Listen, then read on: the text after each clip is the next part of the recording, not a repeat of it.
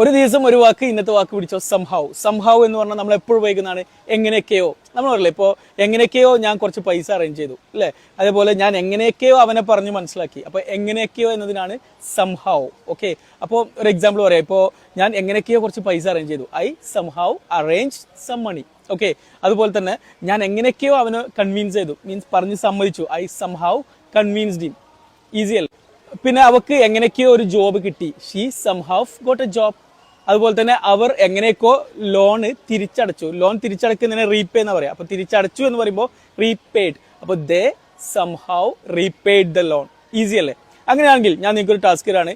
ഞങ്ങൾ എങ്ങനെയൊക്കെയോ കുറച്ച് ലാൻഡ് വാങ്ങി, അത് എങ്ങനെയാ പറയുന്നത് കോമെന്റ് ചെയ്യാം. സോ ഗൈസ്, നമ്മൾ ഒരുപാട് കുറെ വാക്കുകൾ പഠിച്ചുകൊണ്ട് യാതൊരു റിസൾട്ടും കിട്ടില്ല. നമ്മൾ ഇംഗ്ലീഷ് നിരന്തരം സംസാരിക്കണം. അപ്പോൾ നിങ്ങൾക്ക് ഇംഗ്ലീഷ് പഠിക്കണമെന്നുണ്ടെങ്കിൽ നിങ്ങൾ അത് മാത്രം ചെയ്താൽ മതി.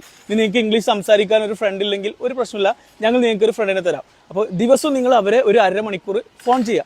നിങ്ങൾ ഫ്രീയുള്ള സമയത്ത് അവരെ ഫോൺ ചെയ്യുക, നിരന്തരം സംസാരിക്കുക. അങ്ങനെ 2-3 മാസം നിങ്ങൾ ഫ്രീയുള്ള സമയത്ത് സംസാരിച്ച് പ്രാക്ടീസ് ചെയ്ത് നിങ്ങൾക്ക് ഈസി ആയിട്ട് ഇംഗ്ലീഷ് പഠിക്കാം. വളരെ ചെറിയ ഫീ ആണ്. അപ്പോൾ ഫോണിലൂടെ ഇംഗ്ലീഷ് സംസാരിച്ച് പഠിക്കുന്നുണ്ടെങ്കിൽ മുകളിൽ പോവുക, ബയോയിൽ വാട്സപ്പ് ലിങ്ക് ഉണ്ട്, ക്ലിക്ക് ചെയ്യാം. പുതിയ ബാച്ച് ഉടനെ സ്റ്റാർട്ട് ചെയ്യുന്നുണ്ട്. താങ്ക്